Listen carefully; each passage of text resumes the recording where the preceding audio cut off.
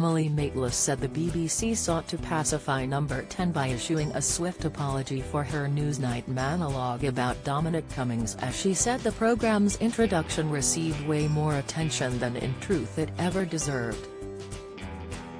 The journalist, who left the broadcaster this year for rival media group Global, used the annual MacTaggart Lecture at the Edinburgh TV Festival to highlight what she described as the normalising of populist ideas by the media.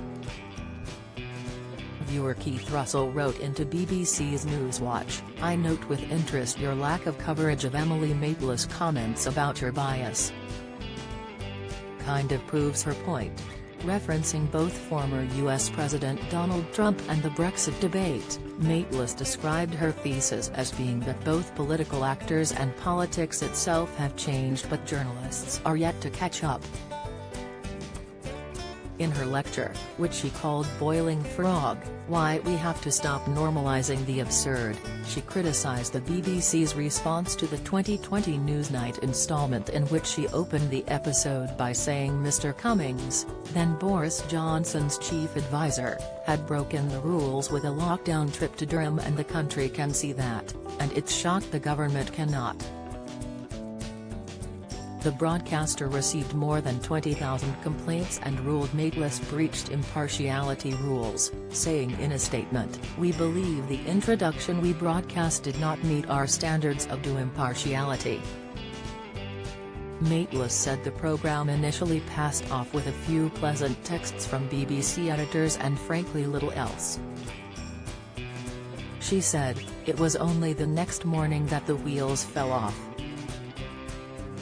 A phone call of complaint was made from Downing Street to the BBC News management. This, for context, is not unusual. It wasn't unusual in the Blair days, far from it, in the Brown days, in the Cameron days. What I'm saying is it's normal for government spin doctors to vocalise their displeasure to journalists. What was not foreseen was the speed with which the BBC sought to pacify the complainant. Within hours, a very public apology was made, the programme was accused of a failure of impartiality, the recording disappeared from the iPlayer, and there were paparazzi outside my front door." Maitlis said the media shows its impartiality when it reports without fear or favour, and when we are not scared to hold power to account, even when it feels uncomfortable to do so. She added, "When we understand that if we've covered rule-breaking by a Scottish chief medical officer or an English government scientist, then journalistic rigour should be applied to those who make policy within Number 10. The one person, ironically, who understood this was Dominic Cummings himself, who texted me that very evening to offer his wry support." So, back to the speed of response. Why had the BBC immediately and publicly sought to confirm the government spokesman's opinion, without any kind of due process? It makes no sense for an organisation that is, admirably, famously rigorous about procedure, unless it was perhaps sending a message of reassurance directly to the government itself? In an apparent reference to Theresa May's former communications director Sir Robbie Gibb, Maitlis added, "Put this in the context of the BBC board, where another active agent of the Conservative Party, former Downing Street spin doctor and former advisor to BBC rival GB News, now sits, acting as the arbiter of BBC impartiality." Maitlis, who joined the BBC in 2001 and presented Newsnight from 2006 until earlier this year when she announced her departure, also claimed journalists are now self-censoring to avoid backlash for their work.